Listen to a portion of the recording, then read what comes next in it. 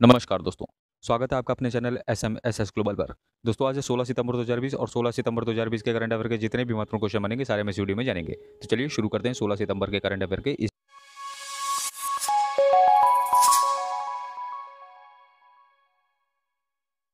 को। तो पहला क्वेश्चन है, हाल ही में विश्व बैंक का कार्यकारी निदेशक किसे नियुक्त किया गया है? तो अभी राजेश खुल्लर को इसका कार्यकारी निदेशक नियुक्त किया गया है विश्व बैंक का। तो इस क्वेश्चन का सी ऑप्शन सही है। और ये कब तक रहेंगे? तो ये 2023 तक इस पद पर कार्यरत रहेंगे। और अभी ये क्या है? तो ये अभी वर्तमान में मनोहर लाल खट्टर यानी जो मुख्यमंत्री हैं हरियाणा के, इनके प्रधान सचिव के रूप में ये कार्यरत हैं। ठीक है। और ये कब विश्व बैंक में शामिल होंगे? तो ये नवंबर के पहले सप्ताह में ये शामिल हो जाएंगे। और ये प्रतिनिधित्व करेंगे विश्व बैंक में भारत, बांग्लादेश, भूटान और श्रीलंका का। ठीक। बात हो रही है विश्व बैंक की, तो जिसके अध्यक्ष कौन है? तो डेविड मलपस। और इसका मुख्यालय है वॉशिंगटन डीसी। और इसकी स्थापना हुई जुलाई 1944। तो इस क्वेश्चन से आपको इतनी जानकारी मिल जाती है। आगे बढ़ते हैं। हाल ही में किसे एशियाई विकास बैंक का कार्यकारी निदेशक नियुक्त किया गया है? किसका? एशियाई विकास बैंक का। तो अभी समीर कुमार खरे को इसका कार्यकारी निदेशक नियुक्त किया गया है। तो इस क्वेश्चन का ए ऑप्शन सही है। और ये वर्तमान में क्या है? तो वर्तमान में ये वित्त मंत्रालय के तहत आर्थिक मामलों के विभाग में अतिरिक्त सचिव के रूप में ये कार्यरत हैं। और इनका कार्यकाल कितना होगा? ये 3 साल का इनका कार्यकाल होगा। ठीक है। बात हुई है एशियाई विकास बैंक की, तो इसके जो अध्यक्ष हैं ये हैं मात सुगु असाकावा। और इसका मुख्यालय यानी एशियाई विकास बैंक का जो मुख्यालय है वो है मांडलुंग, फिलीपींस में है। और इसकी स्थापना हुई थी 19 दिसंबर 1966। ठीक। तो इस क्वेश्चन से आपको इतनी जानकारी मिल जाती है। आगे बढ़ते हैं। हाल ही में अंतर्राष्ट्रीय लोकतंत्र दिवस कब मनाया गया? तो अभी 15 सितंबर को अंतर्राष्ट्रीय लोकतंत्र दिवस मनाया गया है। तो इस क्वेश्चन का बी ऑप्शन सही है। ठीक है। तो 2007 में संयुक्त राष्ट्र महासभा ने लोकतंत्र के सिद्धांतों को बढ़ावा देने और इसे बनाए रखने के उद्देश्य से इसकी घोषणा की थी। और ये पहली बार कब मनाया गया? तो 2008 में से पहली बार मनाया गया था। अब यहाँ बात हुई है संयुक्त राष्ट्र महासभा की, तो इसकी जो स्थापना हुई थी ये 1945 में हुई थी। और इसका मुख्यालय है न्यूयॉर्क, अमेरिका में। तो इस क्वेश्चन से आपको इतनी जानकारी मिल जाती है। आगे बढ़ते हैं। हाल ही में राज्यसभा का उपसभापति किसे चुना गया है? राज्यसभा का। तो अभी हरिवंश नारायण सिंह को उपसभापति चुना गया है। तो इस क्वेश्चन का ए ऑप्शन सही है। और इन्हें ये दूसरी बार चुना गया है। और पहली बार कब चुना गया था? तो इन्हें पहली बार 8 अगस्त को 2018 को इन्हें चुना गया था उपसभापति। ठीक है। अब यहाँ बात हुई राज्यसभा की, तो जिसके सभापति हैं ये हैं एम वेंकैया नायडू। तो इस क्वेश्चन से आपको इतनी जानकारी मिल जाती है। अगला क्वेश्चन है, हाल ही में किस प्रतिद्वंदी देश को पीछे छोड़ते हुए भारत संयुक्त राष्ट्र के ECO SOC निकाय का सदस्य बना है? ठीक है।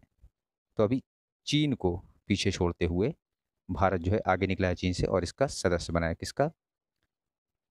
इकोनॉमिक एंड सोशल काउंसिल, इसका जो है सदस्य बना है। तो इस क्वेश्चन का बी ऑप्शन सही है। तो इसका ये पूरा नाम है, इसका हिंदी मतलब है संयुक्त राष्ट्र आर्थिक और सामाजिक परिषद। ठीक है। और ये किसकी संस्था है? तो ये संयुक्त राष्ट्र की संस्था है। ठीक है। और भारत जो है ये जो है देश, तो 2021 से 2025 तक महिलाओं की स्थिति पर काम करने वाले संयुक्त राष्ट्र आयोग के अध्यक्ष जो है ये सदस्य होगा। और इसके अंतर्गत होता क्या? तो अंतर्राष्ट्रीय मामलों में आर्थिक, सामाजिक, सांस्कृतिक, शैक्षिक, स्वास्थ्य आदि की समीक्षा होती है। ठीक है।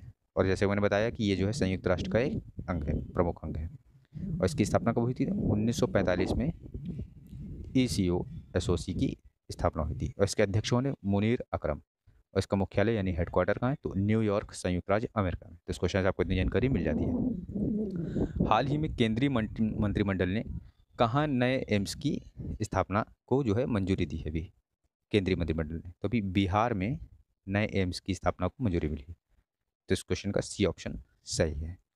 और किसके अध्यक्षता में? तो प्रधानमंत्री नरेंद्र मोदी की अध्यक्षता में केंद्रीय मंत्रिमंडल ने बिहार के दरभंगा में, कहाँ? बिहार का जो दरभंगा है वहाँ पे नए अखिल भारतीय आयुर्विज्ञान संस्थान, ये इसका एम्स का पूरा नाम है, इसकी जो है स्थापना की मंजूरी दी है। ठीक है। और ये किसके तहत स्थापित होगा? तो ये प्रधानमंत्री स्वास्थ्य सुरक्षा योजना के अंतर्गत ये स्थापित होगा। अब यहाँ बात हुई बिहार की, तो जो बिहार के मुख्यमंत्री हैं ये हैं नीतीश कुमार। यहाँ के राज्यपाल हैं फागू चौहान। इस क्वेश्चन से आपको जानकारी मिल जाती है। आगे बढ़ते हैं। हाल ही में किसे यूरो मनी द्वारा 2020 के लाइफ टाइम अचीवमेंट अवार्ड से सम्मानित किया गया है। तो अभी एचडीएफसी बैंक के जो प्रबंध निदेशक हैं आदित्य पुरी, इनको जो है इससे सम्मानित किया गया। तो इस क्वेश्चन का ए ऑप्शन सही है। ठीक है, तो एचडीएफसी बैंक के ये प्रबंध निदेशक हैं कौन, आदित्य पुरी, इन्हें जो है सम्मानित किया गया है। ठीक है, और क्यों सम्मानित किया गया, तो उन्हें भारत में एक विश्व स्तरीय बैंक के निर्माण के उनके कौशल के लिए इनको सम्मानित किया गया है। और ये अवार्ड है क्या, तो यूरोमनी अवार्ड फॉर एक्सीलेंस पुरस्कार सर्वश्रेष्ठ बैंकों और बैंकरों को प्रदान किया जाता है। और इसकी जो शुरुआत हुई थी देने की, तो 1992 में इसकी शुरुआत हुई थी। ठीक है, अब यहाँ बात हुई है H D F C bank की, तो इसकी जो टैगलाइन है ये है वी अंडरस्टैंड योर वर्ल्ड।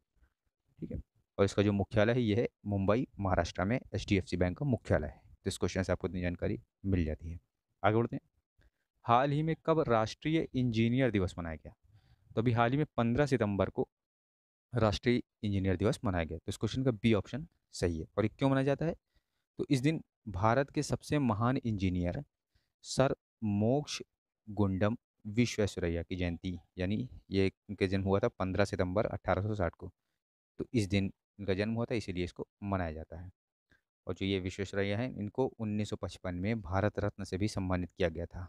और किंग जॉर्ज पंचम ने ब्रिटिश इंडियन एम्पायर के नाइट कमांडर से इन्हें जो है उपाधि से नवाजा था। और इनका जो श्रेय है काम का, तो इनका है कृष्ण राज सागर बांध, मैसूर यूनिवर्सिटी यानी विश्वविद्यालय, और बैंक और ऑफ मैसूर की शुरुआत करने में जो है इनका श्रेय माना जाता है। ठीक है,